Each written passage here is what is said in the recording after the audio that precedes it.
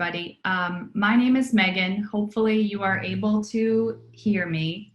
I'm going to start. I apologize for some of the craziness this morning. It just seems like with COVID, it doesn't matter if you're a human or if you are a piece of technology, you don't necessarily want to work, but that's all right. So we are recording this. If you can't hear me, I apologize. I'm not sure how to fix that.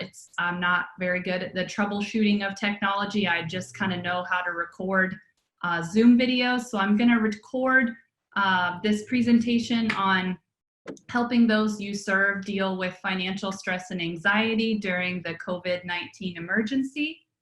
And we're going to be talking specifically about financial stress and anxiety. This presentation is being put on or is in support of or with the support of the CFPB. So if you all thought you were coming here to find the CFPB, you are in the right place. Again, we just had some technical difficulties this morning.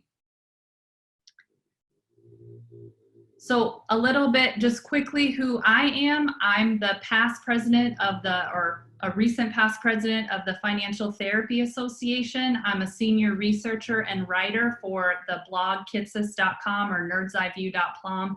It's a blog dedicated to financial planning and education. I tend to write a lot about the intersection of money and psychology.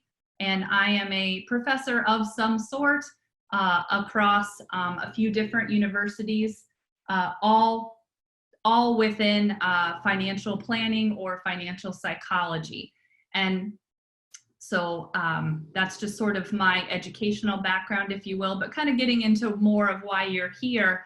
We're going to be talking about sort of 5 different things today. One, trying to get, before we even start getting into the material, a little more information on, or just a way to think about the lens that we are going to use today, if you will, when thinking about just individuals and the way that they're reacting with things that are related to their money. Then we will get into the actual definitions of financial stress and financial anxiety. We'll then talk about how to work with those individuals as these individuals, even though we oftentimes will see, financial stress or financial anxiety being used interchangeably. Technically, these are two very different diagnosable disorders in terms of, at that level, but they're two very different constructs is what I want to say, stress and anxiety, even though they're oftentimes used interchangeably. We'll also talk about how to take care of yourself during this time. And then last but not least, we will talk a little bit about, if you're a mental health professional or listening to this call, or if you're a financial professional listening to this call, the opportunity to sort of work with your clients together and what that may look like. So jumping into just sort of the framing for today's overall discussion, as you can see here, you may or may not be familiar with, it's totally okay if you're not, but this is Maslow's hierarchy of needs. So there's physiological needs, do I have food, water, warmth, rest? There's safety needs, security and safety. There's belongingness, so like love, relationship. Hey Megan, this is Sandra. You're going to need to share your screen. I have all the emails, and it actually was. Well, thank you, Sandra. I'm sorry, they're having some trouble on the other line too, so we may even end up just redoing this. I really appreciate everybody. Okay, can you guys see my screen now? I apologize for that. I see people shaking their heads. I'm sorry. Yeah, we can see it now. Perfect. All right. So I'm Megan. I'm going to talk to you about some stuff today. To the thing that I was hoping that you could see, this lovely pyramid here, is Maslow's hierarchy of needs. And I bring this up because money is emotional, or money drives emotion, or we oftentimes see the intersection of emotion and money, not necessarily because of Maslow's hierarchy of needs, but for me, this is just a really easy way to see that money impacts us at all of these levels. So when our money is being impacted, maybe we are concerned about whether or not our physiological needs will be met. Will I be able to pay my bills? Will I be able to eat this week? Is it the money specifically? No, but it is what the money represents. The same thing can be said for esteem or self-actualization, people saving for their retirement or just saving for their first home. You know, they wake up the next morning and look at their account statement, and in the wake of COVID, you know, 25% of it has been deleted. You know, that doesn't feel very good, and can certainly bring up those feelings of fight, flight, freeze. And we'll talk about another one today as well as flock. But I bring this up, or I like to point this out, because if we understand that when people are thinking about their money, and more so what the money is representing and their response to it, it no longer looks like irrational. It no longer looks irrational that somebody might be mad. It no longer looks irrational that somebody might be sad. In fact, it looks incredibly rational that they would be reacting in those ways, because their safety and what they need to live a flourishing life is being taken from them. So from that perspective, let's start talking a little bit more about financial stress and financial anxiety specifically. I first want to point out that stress is a two-step process. We oftentimes think of it as just, you know, people saying, oh, I feel stressed today, but technically stress is a two-step process. So something has to happen in our lives that we are feeling threat, or we're feeling harmful, or we identify as a challenge. And then the next step is actually a question that we ask ourselves. So given this harmful thing or this threatening thing that's in front of me, you know, do I think I can handle it?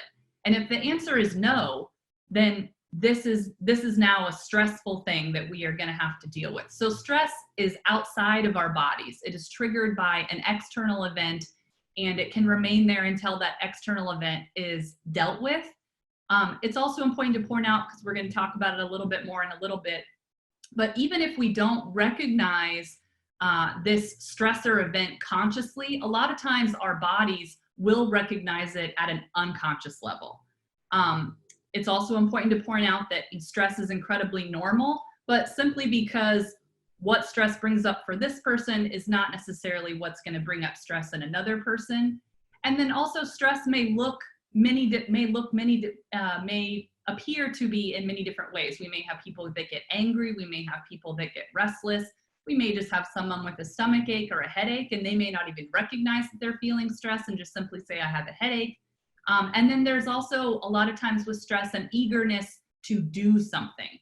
And I'm sure I don't have to tell you that, you know, financial stress is really common, but I will cite, you know, a recent data set. It's the FINRA Foundation does a big study, and 44% of all the respondents that they had, which is a nationally representative study, you know, said that they were experiencing financial stress. Compare that to financial anxiety, which is more so of an unhealthy attitude, and you know, associated then with, due to that unhealthy attitude, a lot of unhealthy behaviors. Anxiety tends to be more prevalent than stress. Some people think because the anxiety can remain even after the stress is over. So again, I have this bill, I'm worried about this bill, but eventually I'm able to pay the bill. The bill itself, the stress goes away, but the anxiety of potentially maybe not being able to pay a different bill, even though that's not the case right now, that anxiety can remain even though the stress is over. And anxiety too can oftentimes look like worry, it can look like agitation, it can look like restlessness or fatigue, difficulty concentrating, and certainly we can imagine it being an all-out panic attack. As mentioned earlier from the FINRA Foundation data set, 53% of individuals, you know, reported having some level of financial anxiety. So I think it's really important that we realize that these are two different things, even though they can be comorbid in the sense that they can be going on at the same time, and that they can sort of support one another. In this, support is kind of a strange word, but you know, that starts out as stress, and then the stress leaves, but the anxiety stays, and then maybe there's a new stressor, and it just kind of goes back and forth. So being that they are so similar, you know, how do we know the difference? I think that measuring it is helpful. You know, there are actual financial anxiety and financial stress scales that are different from one another. You can absolutely, in working with clients, you know, have or give as part of the intake paperwork, perhaps, that you're working with, a test of financial anxiety or financial stress. If, you know, giving some full out tests sounds really uncomfortable or not like something you would want to do, again, I point to the FINRA Foundation. They had 2 questions The anxiety question was, thinking about my personal finances gives me or can make me feel anxious. And it was a simple strongly disagree to strongly agree statement. And that's what they went on. And then for financial stress, discussing my finances can make my heart race or make me feel stressed. Again, a very simple 1 through 7. So simply asking that question or bringing up that question or differentiating between the two, making sure to ask both questions and just sort of allowing the person that you're working with, your client, to give you feedback can give you an indication on which one may be more top of mind for them. If not, again, possibly both of them could be going on. Another thing to consider, when working with stress, so thinking about the fact that, again, even though these things are related, different things work for different people. And with stress, people that are under stress don't necessarily want to be told, it's okay, or just do nothing. I mean, this is a common financial thing that we say in terms of like modern portfolio theory, for example, is buy and hold. So during these market swings, we would oftentimes say to people, don't sell out, just do nothing. That's like telling somebody that has recently broke their arm, don't cry, don't feel bad right now. Everything's going to be okay in 6 months. The immediate stress that they're feeling, nobody wants to be told, don't worry, it's okay, and do nothing, because it sounds like this is advice that a 7-year-old could give and doesn't really feel very good in speaking to the issues that they're having. So what can you do if those statements aren't particularly useful? First off, remind clients or help them to think of ideas, maybe even outside of the financial world, where they came over or overcame a similar issue. If they're trying to decide between 2 issues, or they are, they have 2 bills that they have to pay, or they have 2 different issues that are sort of conflicting with each other and they're not sure how to deal with it. Get them out of the financial headspace and just talk to them about their own ability to be a problem solver. And sometimes those, well, one, it's more of a positive talk than a negative talk, which is a good thing during this time, but then also helps them to call upon their own natural strengths to help them overcome the issue that they're having. Another important thing to do is to actually address the stress. So again, different from anxiety, where a lot of times we don't want to address it. If a client is expressing to you that this stressor is bringing them down, even if you feel that there is a more important thing that they should be focusing on, unless you deal with that stress immediately, you're not going to be able to get them to move forward. So allow them to attack it, sort of actually use their stress to your benefit. And that's to the next point here, be problem focused. Stress, again, can bring out that fight response. And if someone is open to that fight response, they may be very willing to take advantage of a potential to-do list that they may have not been emotionally sort of spurred to do before. So if you're working with someone and you're not quite sure, like, try giving a to-do list. And if they respond positively, this could be more of an indication of stress than anxiety. If they do not respond to your to-do list, it may very well be more of an issue of anxiety. And so in these situations, it's more about being, or your job more so becomes, being a safe space for this individual. And this does not necessarily mean, they're going to come in and tell me the problem and then I'm going to teach them something, or they're going to come in and tell me the problem and then again, I'm going to hit them with another to-do list. This is simply just a safe space for them to talk about, move freely, and share ideas with you and share concerns with you that are feeling most prominent to them until they are ready to sort of make change. And so you are waiting with them, in a sense, in this safe space until they indicate to you that they believe that they are able to make change or want to make change. And when they do, they will let you know. And it's a great thing to be able to be there in that moment and actually offer assistance. Perhaps they're very worried about, again, a bill or a 529 plan, or just, they don't know a lot about the stock market. And so they have a lot of questions. And now they're finally done asking their questions during this safe space time, and they're really ready to do something. You being there with them in order to help them do those things, even if it's just sitting with them as they walk through the steps, like signing up for their 401k plan, can be a huge, huge benefit. Another big thing that you can do as the professional in the room is recognize growth. This is really hard when someone is feeling anxiety to take these steps forward.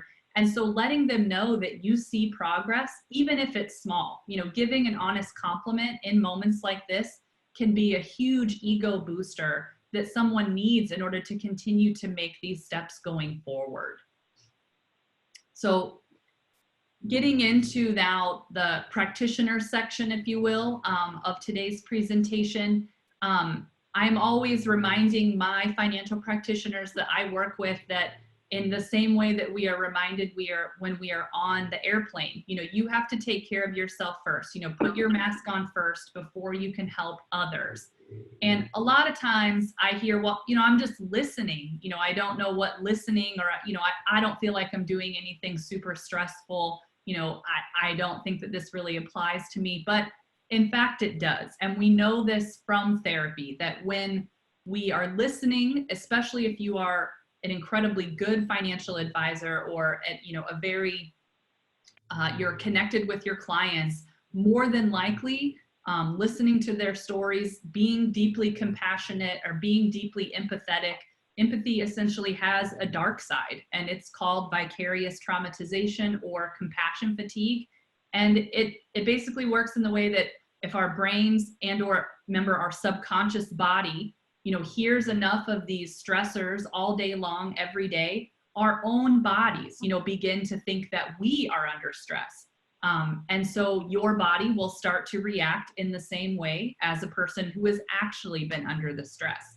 And mental health practitioners luckily receive training for this, but it is even something that they struggle with, which is why it is a part of their training. But traditional financial professionals actually do not get training in this. And in many ways, financial professionals are also not taught about some of the professional separation and professional boundaries that mental health practitioners are. And so you may even be even closer to your clients, which would also bring about more vicarious traumatization and compassion fatigue.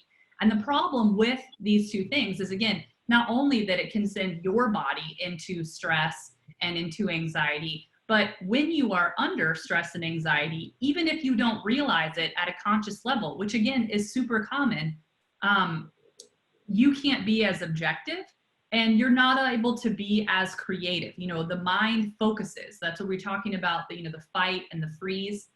Your mind is moving to a more focused place to try to fix the stress or the harm or whatever it is that it's perceiving.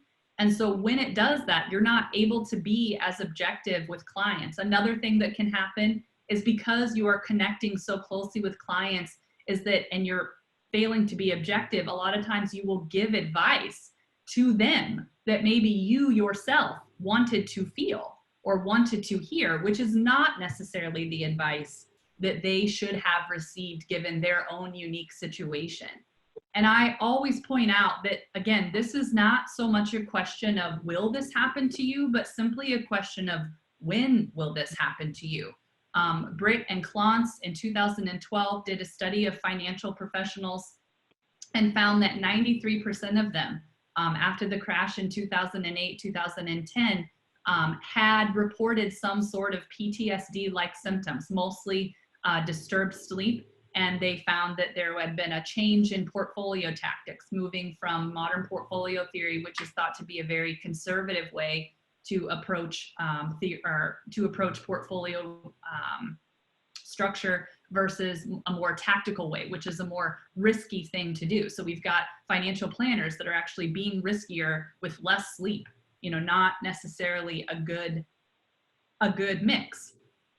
So how can you recognize this? I've now talked about it. I've made it pretty clear that you're likely going to have this happen to you. What can you do, to even realize, is this happening now? Or, if it's not happening now, thank goodness, but just kind of how can you be more aware of yourself? It's a pretty simple, believe it or not, which is great, which makes it easy for all of us to do, but doing a self-check, are there clients that you are overly worried about, perhaps even more so than the client themselves? Are there clients that you have dread, in terms of reaching out to them to talk to them about this, that, or the other? Do you find that you're working harder than those clients?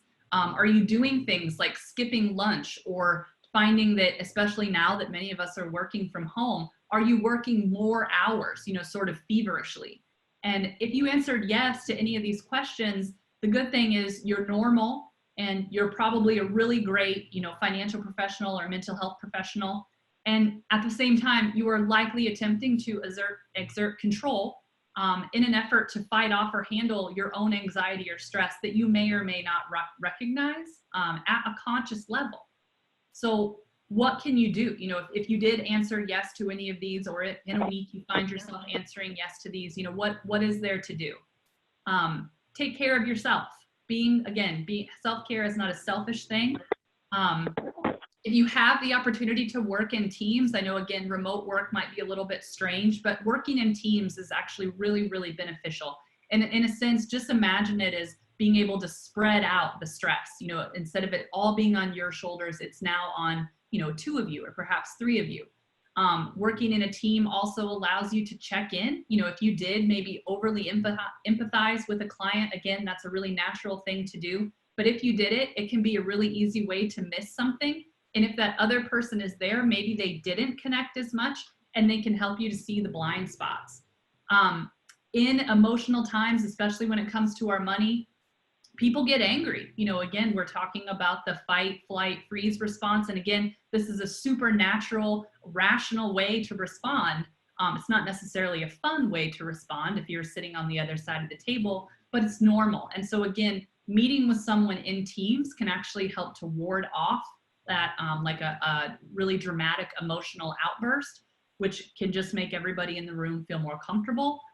Again, working in teams allows for a debriefing period. And I also just want to point out that working in teams, or really working as a triad, is a natural thing that we do anyway, oftentimes when we are thinking about anxiety or stress. It's totally normal that when I feel stress, I call my mom, I call my friend, I talk to my husband. I'm spreading that stress out. Again, we oftentimes talk about fight, flight, and freeze, and we forget that there is actually a 4th F word, and it is flock. It is the ability to come together and really share, having a, communal grief, communal sharing, anytime that you can share at a community level or just with other people what it is that you're going through. This is a much healthier way to deal with stress, to deal with anxiety, to deal with fear than isolating yourself. Another thing that you can do is protecting your time. Taking a walk, even if it's around your house or your backyard, again, not eating lunch in front of your computer, having a start and a stop time. Again, with everybody moving to remote work, it's super easy to be like, oh yeah, I can answer one more email, or, oh, I'm going to plop down in front of the TV and I'll just answer emails until, 10 o'clock at night. Don't do that. Make sure that if you have a start time at, let's say, 8 a.m. and we have a stop time at 5 p.m., then leave your laptop, leave your phone in a place where you are not walking by it 16 times, or close your laptop and phone and let yourself have downtime. The same sort of idea with the designated work area. Again, not trying to just work yourself to death, because again, that's a really natural response that we do when we're under stress in an effort to try to control the stress that we're feeling, but it doesn't actually do anything. You would be better off taking some downtime, flocking with your friends and family, and try to have space in between your meetings. I would also encourage you to watch the news a little bit less. There were, again, studies done after the 9/11 that, people just watching those videos over and over and over and over again, they developed PTSD-like symptoms simply from watching the news too much. So make sure during your downtime that it's not just sitting there and listening to all the horrible things that are going on around the world with COVID and the markets. Take time to just be alone and do something that makes you happy. This may sound like a very simple thing, but it is a very true thing. It has been supported in terms of, how can we develop more self-compassion, to have a positivity journal. this is a practice that I actually have. You know, again, we can focus on the fact that we're stuck inside, that we're not having a good time, that we're not sure how our bills are going to get paid, that everything is just turmoil. We can certainly focus on that, or we can choose to focus on the things that we can control. We can choose to focus on the things that are good in our life. And again, doing that helps your brain at a conscious level and at a subconscious level to get out of that fight, flight, freeze mode, and will actually help you to expand because it helps you to relax and be able to come up with more, you know, different ways maybe to make money, or different ways to do this or different ways to do that. It allows you to be creative if you are not feeling so much stress and anxiety. So a couple of closing comments here. All of what's happening is normal. You know, we've talked a lot about, you know, the market today, but I also just want to point out some research that was done by Dubofsky and Sussman in 2009. They were looking at financial professionals in particular, but those financial professionals, you know, they were dealing with death with their clients. They were dealing with conflict between themselves and or conflict between the clients themselves. They were dealing with people that were seeing marital problems. They were dealing with general mental health concerns. So it is totally normal to see conflict, to see stress, to see anger, to see fear, to see anxiety, to see depression, to see marital problems. All of these things are normal, normally occurring issues that we will run into with our clients. And so it's not a bad thing, and it's something that we need to be aware of and know how to deal with in a proactive manner. So in thinking of it that way, that I know that I'm going to run into these things, it's normal to run into these things, I now know how to protect my own self so that I can take care of my clients. Another thing to consider is just broadening the horizons of different types of professionals that are out there that may or may not be appropriate for, again, getting you more help and getting your clients more help. In deciding, you know, then for example, you know, do I want to talk about some of these more emotional things with my clients? You know, being empathetic is a wonderful skill that just about anybody can have. That doesn't necessarily mean that everybody will want to do it, but being empathetic is something that you can do. So if you feel comfortable and the way that your practice is designed, that you can be there for clients in those emotional moments, awesome. Even better, you get a certificate of some sort, or, you know, take on additional education. The AFCPE is a great certification. The Financial Therapy Association has a great certification. There's the CDFA certification, which is about working with divorce clients. There's a Financial Behavioral Specialist certification. All of these certifications are designed to help clients, or really to help the advisor or help the financial professional to learn more about what to do during these highly emotional moments, and help you to become more comfortable if this is an area that where you want to go.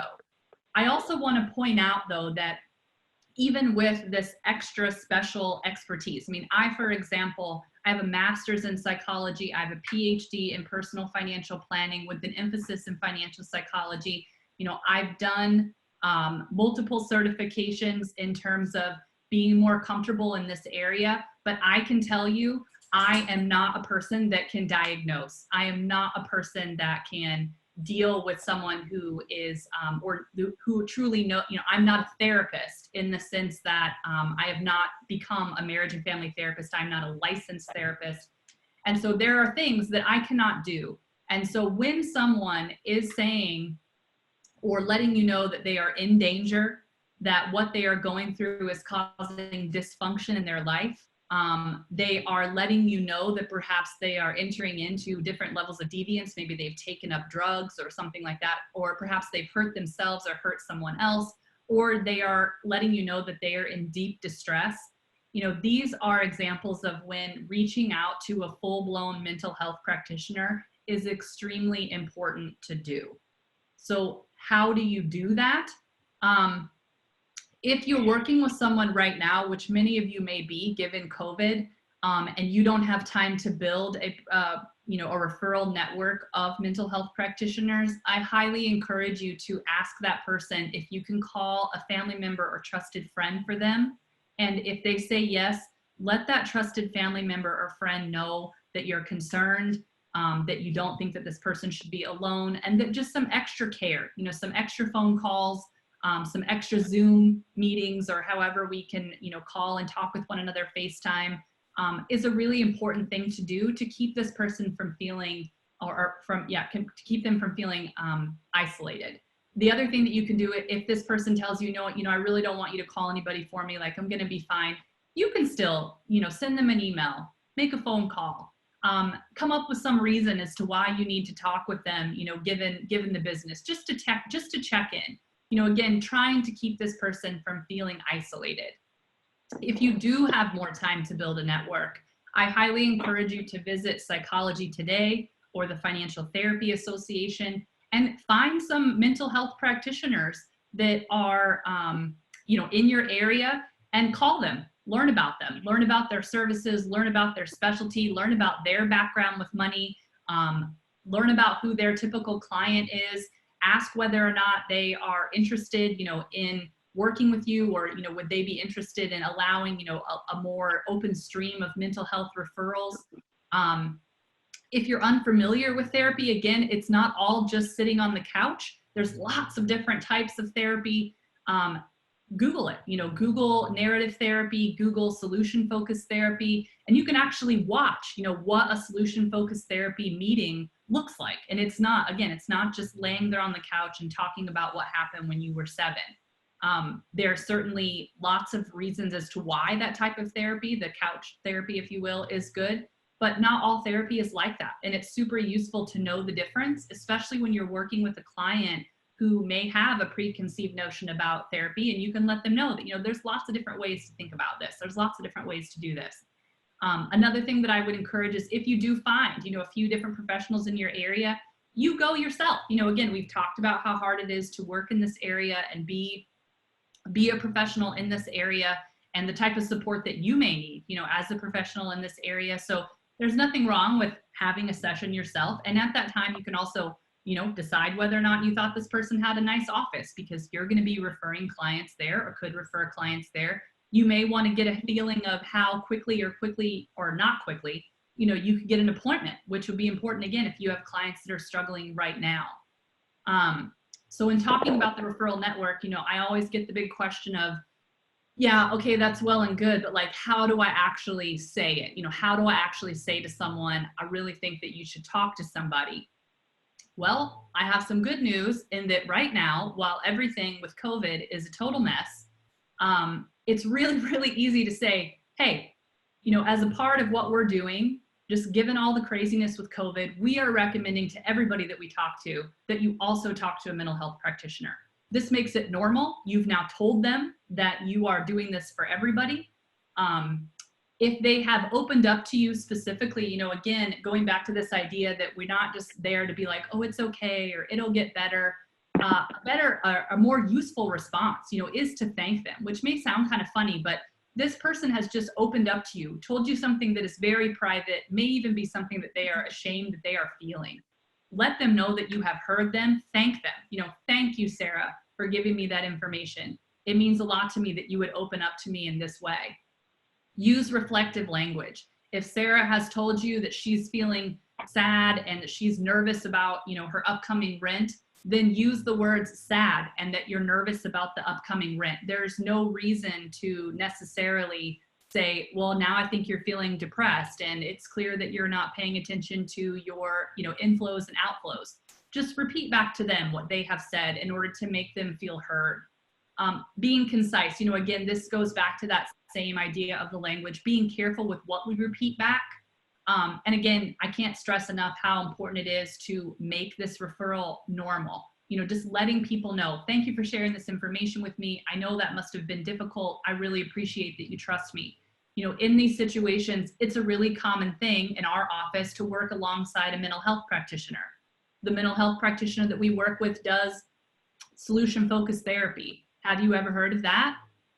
Make it normal. Tell them what it is. You know, so that they can hope to lower their fears. And again, you learning more about the different types of therapies that are out there and working with and getting to know a mental health practitioner will bolster your ability to talk about some of these things and make it normal for yourself, which will then, again, make the process of sharing those sort of feelings or sharing those thoughts and what needs to move forward a little bit easier. So that is all that I have. I know, because I've seen it over in the corner, that there's been lots of comments going. There is another woman that is going to be presenting, and I'm going to pull up her presentation, and hopefully she will be able to unmute herself, and then you all can, she's got some really great tools that may be of great benefit for, again, talking about some of these things, but also specifically to the COVID situation, just helping people move forward. So Alicia, Alyssa, are you, can you hear me? Yes, can you hear me? Yes, I can. Okay, great. Can you, hopefully all of you guys can see the prosperity agenda, inspiring reflective community-based conversations around money. Yes. Okay, great. So Awesome. I will take it away. Awesome. Thanks, Meghan. Yeah, as Meghan mentioned, I'm Alicia Atkinson. I'm the Managing Director of the Prosperity Agenda, and going to quickly do a quick presentation here, just sharing a little bit about our organization, and in particular, one of our projects around financial well-being and how we're adapting some of that content to meet some practitioner needs around the COVID-19 crisis. I want to just quickly introduce the Prosperity Agenda. So we're a nonprofit. We partner with other nonprofits, government agencies, employers, financial institutions across the United States to really design solutions for scale. We use a design thinking and human-centered design process because we believe that families know what's best for them, and their experience and their goals really drive how we design solutions. Our work challenges social systems where the norms are harmful to families, and we work through place-based partnerships across the country to bring our innovations to scale. Next slide. Thanks, Meghan. Just quickly about our process for people who may not be familiar with design thinking. Really, it's the value that we really start with questions and not assumptions or solutions when it comes to our program design process. So we spend a lot of time understanding the context in which we're walking into. We talk to families, participants, staff, leadership in these different organizations and different systems to really understand the opportunities and the constraints in which we have to design around. We then build a very small prototype or testable solution, start small, learn quick, put it into the environments we're designing for, and get a lot of feedback about how we can improve it. And ultimately, our goal is really to build racial equity, dignity, and choice in these systems with our partnerships. Next slide. So just diving in, the project I'm actually going to share with you a little bit today was actually a project that we conducted a couple of years ago, but the learnings I think are really relevant. And ultimately what we found actually working with some workforce development agencies, talking to over 300 parents and participants over the course of a year or so, was that traditional financial education methods are really having some unintended consequences in our communities. And this actually feeds off a lot of what Meghan was already sharing. And I wanted to highlight that I know we talk about financial education often as not changing behavior, but what we found was that it was creating, for many folks, a pretty anxious and not a good experience in these classrooms. And, you know, again, this is not often because of the content or because of the facilitator, but just generally we are a culture that carries a lot of shame and judgment about money. And even, I think, pre-COVID-19, a lot of anxiety. When we went and observed and then had focus groups with participants, there was a lot of comments about, you know, I don't have a job right now. They're asking me to save money. They're asking me to think about a home and retirement. And a lot of that content is not relevant to me. And it's making me shut down.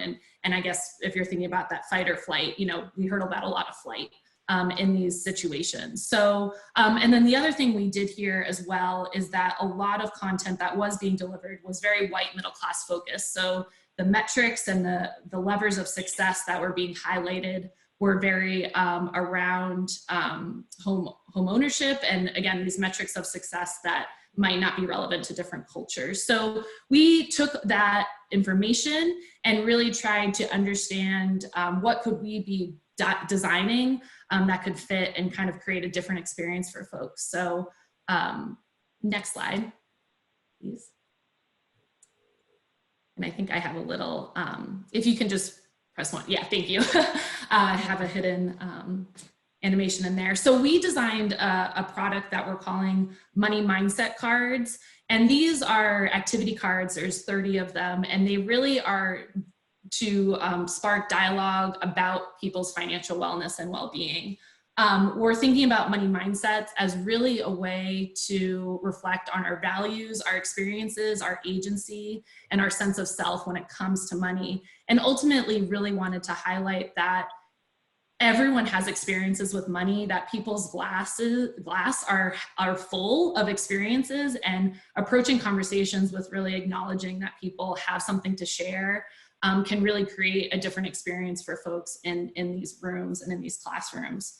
So ultimately, you know, the activities are really meant to be integrated into what's already happening. And I'll share a little bit more about how they've been used over the course of testing and then bringing them out into the market. But what we've seen is, you know, they've really created conversations that are trauma informed. They're very coaching based. They start with questions. You know, as Meghan was sharing, very strength based, trying to focus on what's working well in people's life, highlighting that, you know, we're all having challenges, and really talking about how we can have more, you know, positivity and success moves more positivity and success. They inspire more mental and emotional control. And really the goal is not to maybe create a certain action or behavior change, but really the action is just building this awareness about attitudes and habits about money in a different way. So I'll share, next slide.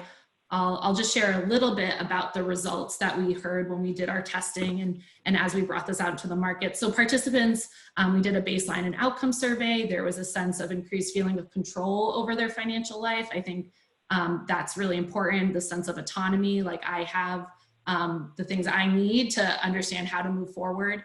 A very important finding, and as Meghan was saying, you know, really important that people feel connected. I think when they're feeling anxious and when they're feeling judged. And so we saw this increased reporting of, I have someone I trust to talk about finances with, this increased feeling of not feeling so much shame and anxiety, an increased feeling of social connection, and then also an increased use of financial services. For organizations, we also wanted to look at how introducing this product could potentially change partnerships or the way organizations were approaching these conversations. And one of the most interesting findings we saw is that a lot of community-based organizations actually started using this with their partner banks or community credit unions in their community, and ultimately actually use the cards to maybe disrupt more financial lecture-based conversations when guest speakers would come in. Instead, we saw community-based organizations offering people a card, and we saw this as a way of really creating a different conversation between a banker and a community-based organization and participant, which was really fascinating. And we're continuing to actually work with some credit unions to further that development. We did see a reduction of biases and assumptions around financial behaviors, which was really fascinating. And we also saw higher empathy for different financial experiences. I think, you know, empathy, as Meghan said, is a nuanced, complex process, but ultimately we did hear that it really helps people listen to people's full story and really acknowledge that, you know, people had strengths that maybe they weren't seeing before, which we found really important. Next slide, and I'll just go really quickly through kind of the ways we've seen these cards work in practice. They were ultimately designed to be used in an in-person setting. And so they were used as classroom icebreakers. We've seen them be used as one-on-one coaching, group coaching, participant recruitment, and in some housing authorities and housing organizations and kind of monthly housing meetings. For organizations, we've actually had credit unions reach out to purchase the cards as professional development and training for their own staff. They acknowledge that their own staff, be it kind of their frontline staff, were not comfortable talking about money, and so wanted to use this product as a way to just garner that conversation to create a different culture. We've seen them used in team meetings. We've seen them be used in conference icebreakers, and as I alluded to before, in guest speakers.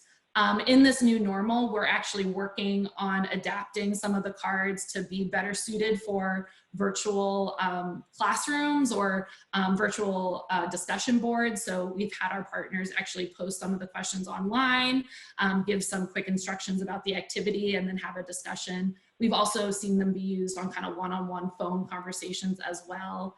And I'll go into my next slide to just highlight, and we're still testing out some practices around this. And, you know, I think it was really lovely to follow Meghaan, because I think a lot of what she shared is really captured, I think, in our hopes around the money mindset cards. And I am focusing mainly on the participant experience, but we know that there is a lot of stress and anxiety that, you know, staff face around talking about money in the field that we work. So I did just want to say that ultimately, you know, money mindset cards were actually designed a couple of years ago and have been used, but I do think they're even more important in today's context to really address the maybe financial shame. We hold so much identity close to our financial lives, and as people are losing income, losing jobs, and really finding a way to connect with people with compassion, inviting people's full selves into the conversations, not having a preconceived notion of what that conversation needs to look like, I think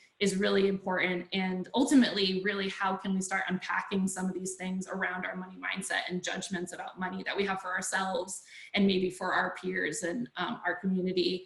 And then also just building on what Meghaan already shared, what we have really found is that, you know, for people who are financially anxious or kind of in this maybe scarcity mindset, you know, connecting with people on their vision and values is a way to take action and to celebrate progress. This idea of reflecting and understanding, you know, how I tick and what is important to me is a step in the right direction. And I think that's something to highlight right now, because that is something everyone can do no matter what their financial circumstances are.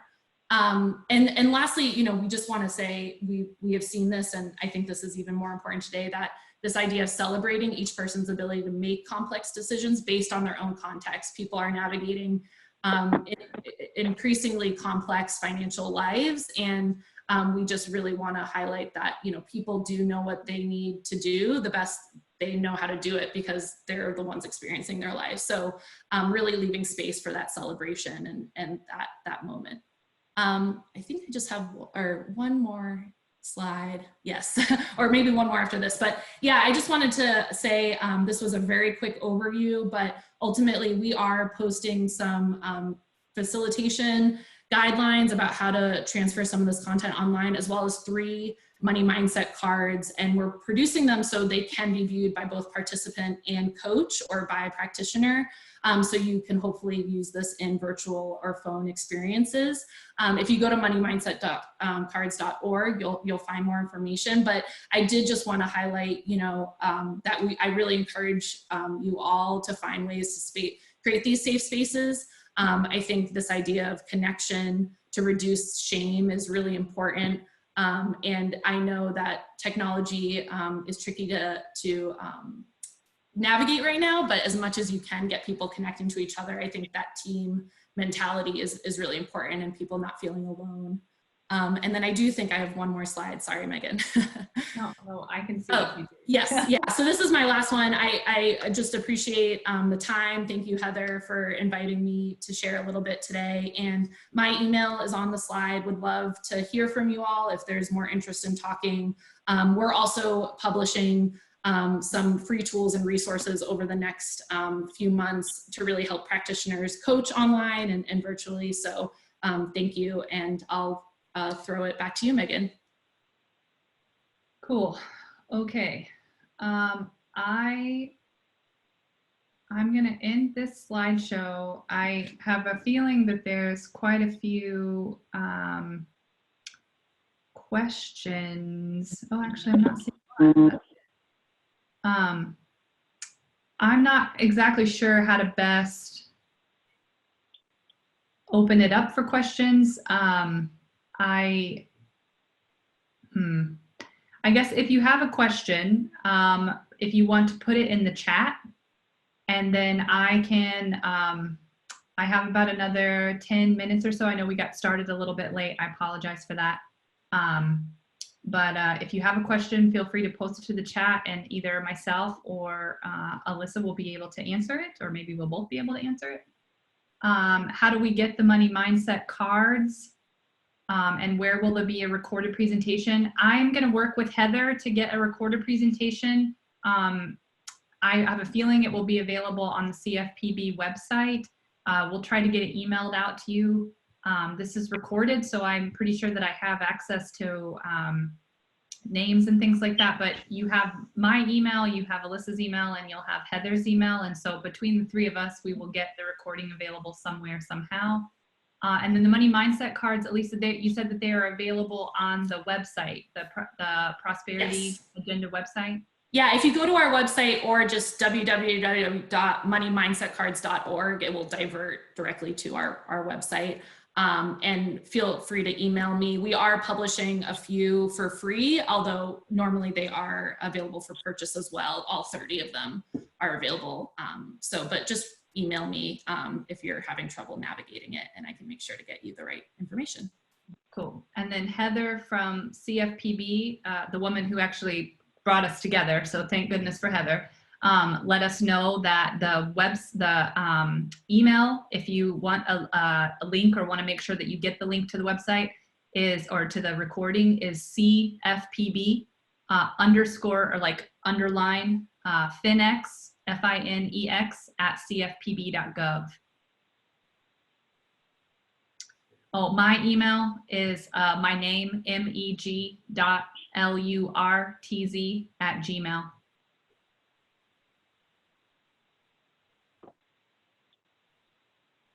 Oh yeah, I can type it into the chat box. Good thinking there.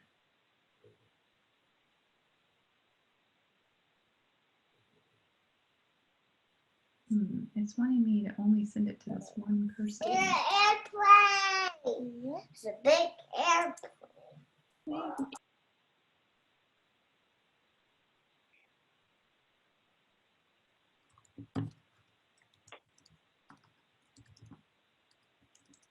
There we go.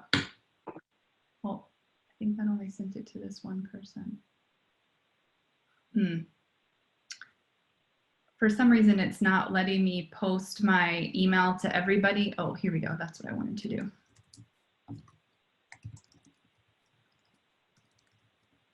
Thank you.